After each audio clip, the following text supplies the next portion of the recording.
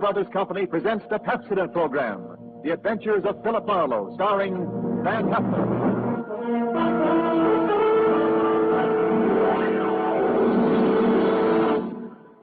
Pepsodent presents Philip Marlowe, Hollywood's famous private detective created by Raymond Chandler. Philip Marlowe, tough, cynical private eye of Murder My Sweet, the sardonic, case-hardened detective of The Brasher Doubloon, The Lady in the Lake, and The Big Sleep. You've seen him in action in all of those top-flight mystery pictures. Now, in order that you may continue to enjoy this exciting mystery series, Pepsodent brings you The Adventures of Philip Marlowe on the air with a cast of noted radio players and starring MGM's brilliant and dynamic young actor, Van Hefner.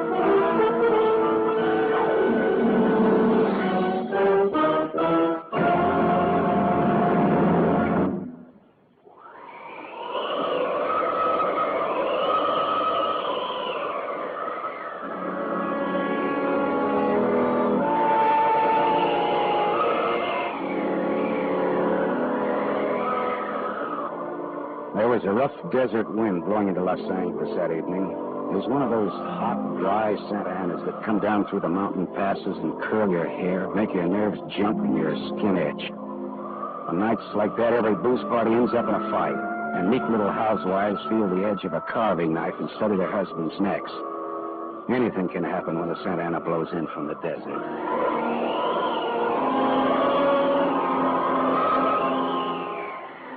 I closed up my office early. I got tired of reading Philip Marlowe, private investigator, backwards in the ground glass of my office door. So I opened the door and closed it from the outside and locked it and went out to get a beer before I went up to my apartment.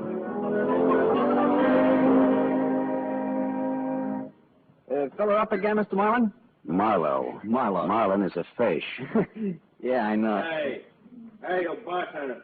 Come in on a ride.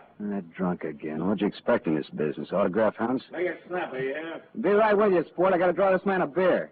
Crying out loud, these stumble bums that come in here. You got another customer, Bacchus? Hey, Bud. You seen a lady in here lately? A lady? Tall, good-looking, brown hair, a print bolero jacket, and a blue silk dress. No, sir. No, sir. Nobody like that's been in. All right, straight scotch, fast. I left my engine running out there. Yes, sir. Yes, sir. This slick-looking, sarcastic guy stepped up to the bar and drank his scotch whole. Then he turned to go out, and he stopped. The drunk was grinning at him. And then, without changing his grin, the drunk swept a gun from somewhere so fast it was just a blur coming out. Made a couple of hard snaps, and a little smoke curled. Very little. All right, you other guys. Don't move. So long, Waldo. All right, don't move, you two.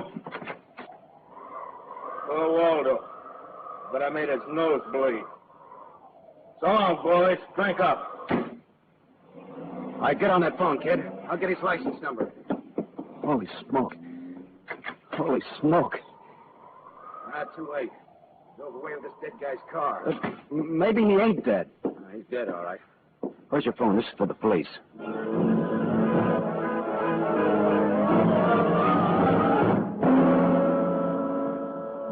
The prowl car boys were there in about 5 minutes.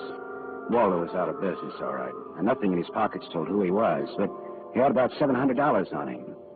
I told the cops what I knew, including about Waldo's tall, brown-haired, pretty girl in the bolero jacket. It was about 9 o'clock when I stepped out of the elevator in my apartment house and almost walked right into a tall, brown-haired, pretty girl in a bolero jacket, waiting for the elevator on my floor.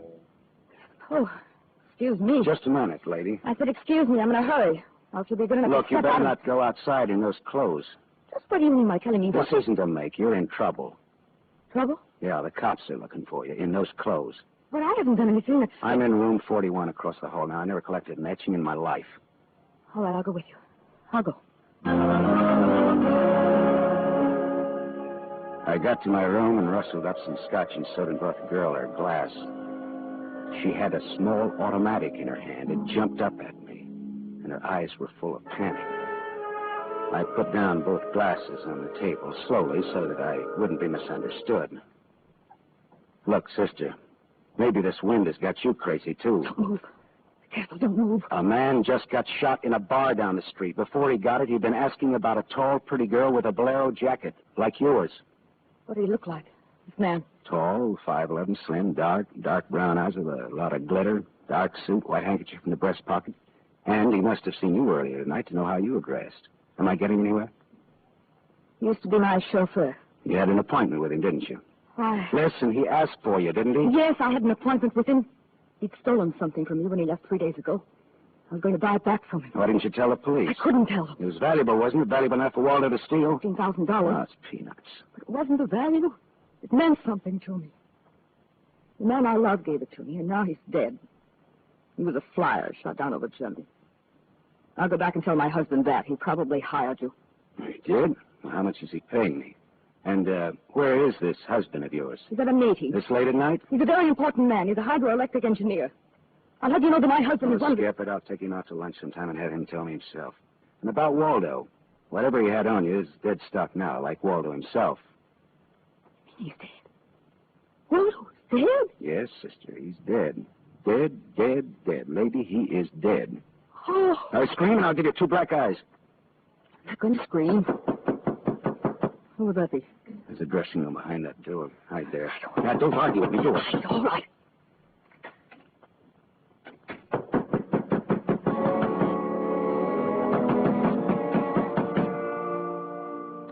And I went to the door, making a loud, yawning sound. The backs of my hands were wet. I opened the door.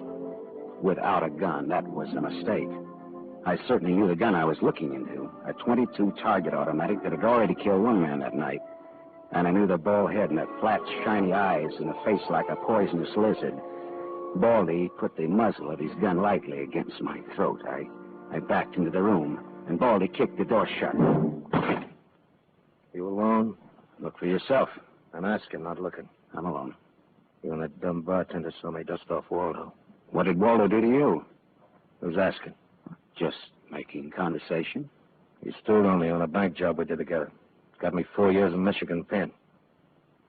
How is he? Dead? I'm still good, drunk or sober. Tell me why I came here, pal. You heard the barkeeper and me talking. I told him my name, where I lived. That's how, pal. I said why. Skip the hangman would ask you to guess why he's there. Oh, you're pretty tough at that, ain't you? But you're slamming off, pal.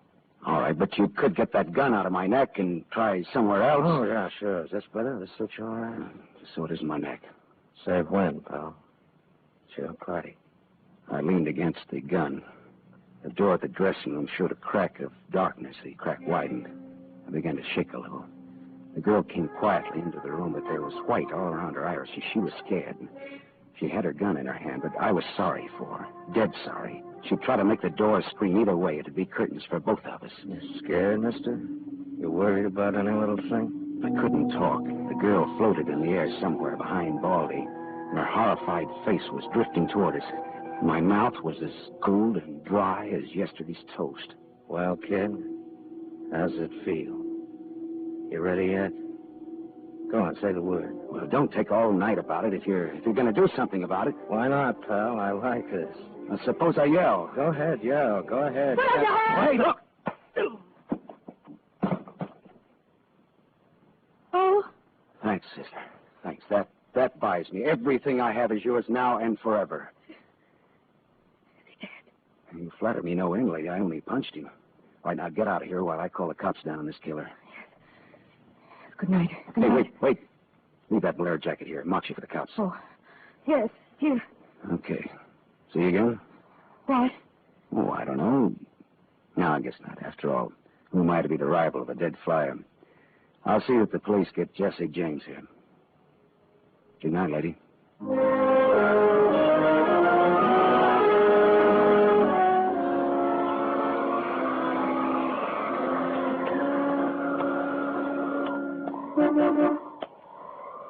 Yeah? You mean me? Yes, please. Oh, you. Again, huh? Sit in. I must talk to you. You want to know what happened at headquarters, huh? Yes. Well, I went down there with the law and gave them the story. I left you out of it. Thank you. You saved my life, so no one knows a thing about you. Well, incidentally, neither do I. Well, my name is Mrs. Frank Bosserly. 212 Fremont Place, Olympia 24596. Is that what you want? I guess so. Well, There he is. And why did you really come back? I wanted my pearls. Pearls? Yes. Pearls, too, huh? All right. Tell me about the pearls. You've had a murder and a beautiful mystery woman and a sadistic killer and a heroic rescue. Now we will have pearls. I was to buy them back from a man called Waldo. Well, I saw everything that came out of his pockets, and there weren't any pearls. Could they be hidden in his apartment? It's possible. Waldo lived on the same floor you do in his apartment house. And why didn't I know him, at least by sight? He moved in last week and managed to get a sublet. Yeah, great. A sort of an amateur magician on the side, huh? It's getting rather late. Yeah. What about your husband this hot, mysterious night? He's still at his meeting. You could have brought him along. He could have sat in the back seat working out a problem in hydroelectrics while... While what? Well, I didn't have any answers that wouldn't sound cheap or just ridiculous if from the sophomore class in radar team. I had an unlit cigarette in my hand. I threw it out of the window. I took a hold of her and kissed her. She sat very still. I was shaking when I let go of her. Her voice trembled a little when she spoke. I meant you to do that. I wasn't always that way. Only since Johnny Dalmas was killed in the war. He gave me those pearls. 41 of them, perfectly matched with a diamond propeller clasp. I'd have loved them if they'd been wooden beads, because he gave them to me. I love Johnny. The way you love just one time. You understand that? What's your name? Lola. Lola, how did you explain a $15,000 pearl necklace to your husband? I told him they were imitation and I bought them myself. How did Waldo latch onto them, what they stood for? When my husband was in Argentina, Waldo and I go for long drives. I was restless and wretched because of Johnny. Sometimes Waldo and I had a little drink together, but that's all. But you confided in Waldo about this pearl. I was a fool. And when your husband came back, Waldo stole the pearls and offered to sell them back to you, or he'd tell Papa, huh? I was a fool. And now you think the pearls are upstairs in Waldo's apartment? I suppose it's a lot to ask. No, sweetheart. I've been paid. I'll go look. We're here.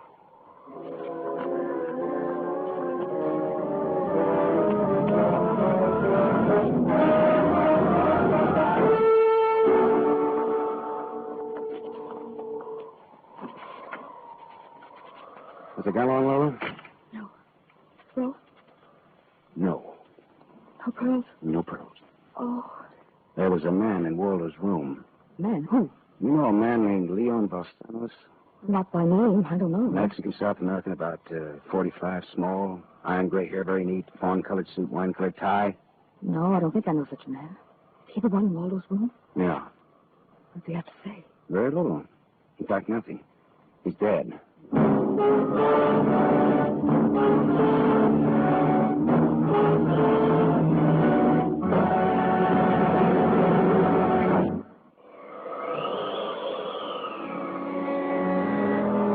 I sat with Lola Barsley in a car listening to that jittery, infuriating desert wind gallop around in the midnight streets. I just told her about the Latin-looking man I'd found in Waldo's room in a very dead condition. I held her hands until they stopped trembling. Then I gave her the few remaining details. He had a gun in a shoulder holster, but someone had strangled him before he could use it. Someone? Waldo? Maybe. You see that convertible coupe two cars ahead of us? Been there for hours. He was there before I parked here to wait for you. Leon, the man in Waldo's room, came in that car, but according to the key containers he carried, that isn't his car. Whose car is it? Does it matter? Well, it belongs to a lady according to the tag on the keys. A lady? Well, anyway, a woman, if you're going to split hairs. Eugenie Kolchenko, in West Los Angeles? Never heard of her. Uh-huh. All right, well, you go home now, huh? What are you going to do? Drive that flossy convertible around, wave at my friends, impress people. You run along now. Maybe I've got another date.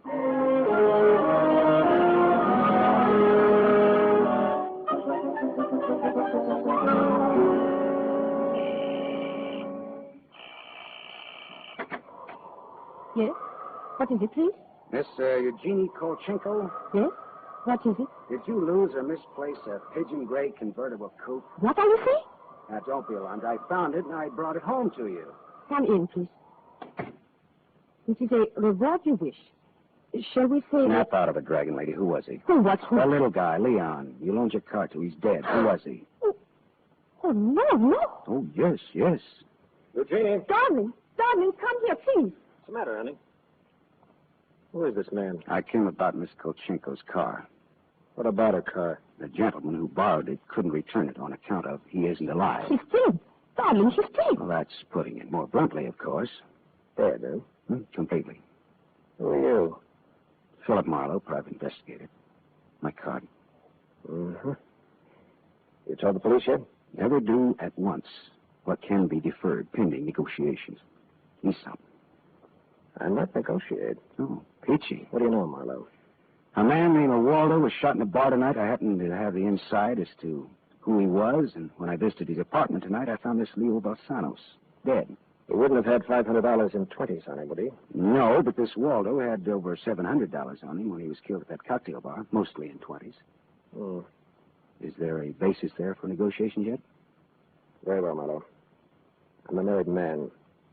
There were certain unpaid bills for some stuff Miss Kolchenko here had charged to my account. But you told me I might charge to your account. All right, so I wasn't very bright. That might be the understatement of the decade, but go on. I had the unpaid bills safely in my briefcase. Somehow this Waldo had a chance to steal the briefcase. I hired Leon and gave him $500 to buy back those bills from Waldo. Instead, Waldo took Leon's dough and was forced to kill Leon in the process. And then he went out to keep another date and accidentally walked into an old pal hostile enough to blow him down. And someone still has those bills. And I'm in for remorse. The man who shot Waldo got away in Waldo's car with your briefcase in it. Yeah, that could be. The cops caught him. Oh. And the police have the briefcase. Maybe. But the police are interested in solving crime, not in tossing mud for the benefit of sensation eaters. Look, I've got a friend or two at headquarters. Let me see what I can do. It's worth $500 to me. Well, then that's what it'll cost you. Well, good luck. And, thank you, Mr. Marlowe. Philip Marlowe, remember? My name is Frank Barcelay. Barcelay. Oh? What does that mean? The big hydroelectric engineer? Yeah.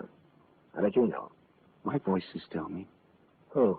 Darling, this man is manifestly insane. It's the heat, Miss Kolchenko. It's the Santa Ana. It's the desert wind. May I use your telephone?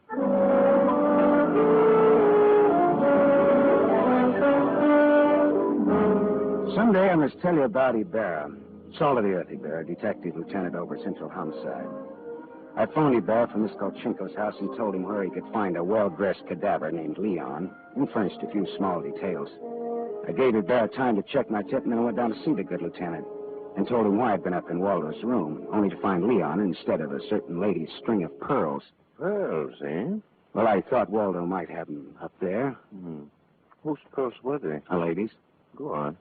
Or they might have been in Waldo's car that Waldo's killer drove away in. Yeah. Well, what, yeah? They might have. Also a batch of unpaid bills charged to the account of a certain Frank Barcelay? Yeah. Uh-huh. Well, now, the police aren't interested in domestic scandal. They want to prevent or to solve crime, right? So? So I've got $500 for the police fund if those pearls and those bills are returned to their rightful owners. Quit your kid. No, it's a valuable necklace. Yeah? There's your necklace. That's it. 41 pearls, perfectly matched diamond propeller clasp. That's it. That's the one. Take it away, Morrow. On the level? Just tell me straight what it's all about, all that. Sure. Well, this Waldo was blackmailing a wife with the pearls, and her husband with the bills, by the name of Barcelay. Well, Barcelay sent Leon to get the bills from Waldo. Instead, Waldo killed Leon, then stepped out and happened to get shot by that guy at the bar. Now, if Barcelay's name stays out of the paper, I get $500, and that goes to the police fund. We'll keep him out. Well, now, I'm not in this case for money. I just want to get back the bills and the pearls. As you say, Morrow, the police aren't in business to sling mud. Well, you can deliver the pearls to the lady herself if you like. She lives at... No, Morrow. You better take them to her. You see, except for the diamond propeller clasp on them, they're phony. Phony? But... All but the clasp, Morrow. All but the clasp.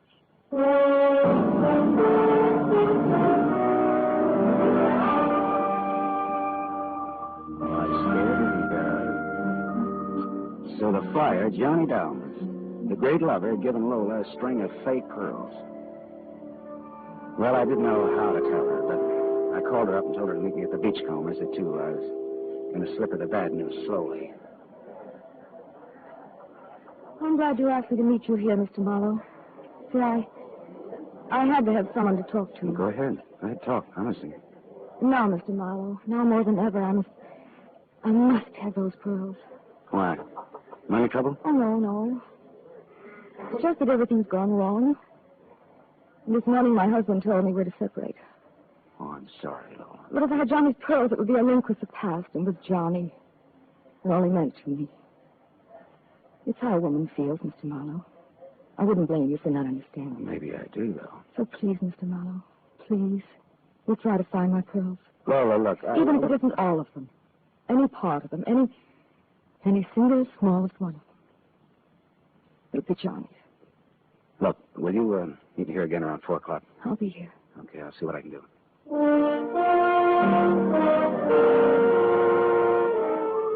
There was only one earthly decent thing I could do. I took Lola's glass pearls to a jeweler, and I had him take off the diamond clasp and put her on one of those strings of so-called simulated pearls that they sell you for $3, tax included. Then I went back to keep my 4 o'clock date with Lila at the Beachcombers.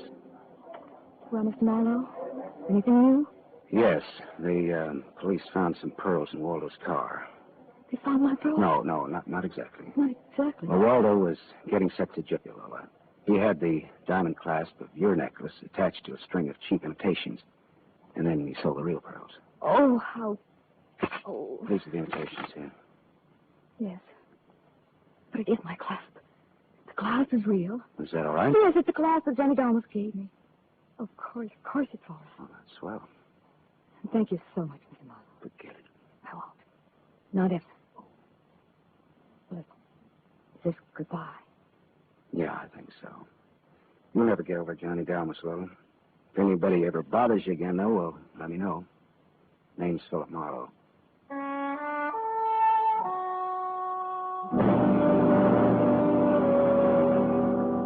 I drove almost to Malibu and then I parked and looked out on the rock cliff. Then I reached in my pocket and dug out the string of Bohemian glass pearls that Lieutenant Ibarra found in Waldo's car. I cut the knot at one end and slipped the pearls off one by one. One by one, I flipped them into the water. The gull swooped down on them, and they flapped up again, screaming indignantly. The phony pearls had fooled Waldo and Lola Barsley, but they couldn't fool a seagull. I said to myself, to the memory of Johnny Dalmas, just another four-flusher. I listened a while to the wheeling seagulls. All at once I realized that the wind had died. The Santa Ana had blown itself out. The red wind was done. It was over.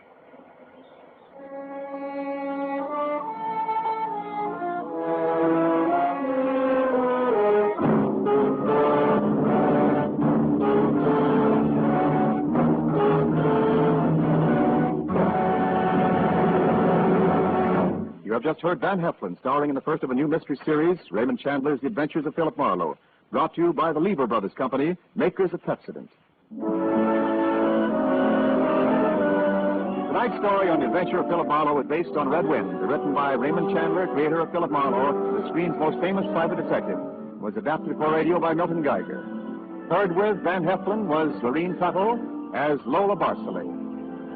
And this is Wendell Niles inviting you to listen again next week at this same time to another exciting story on the adventures of Philip Marlowe, starring Van Heflin with a distinguished cast.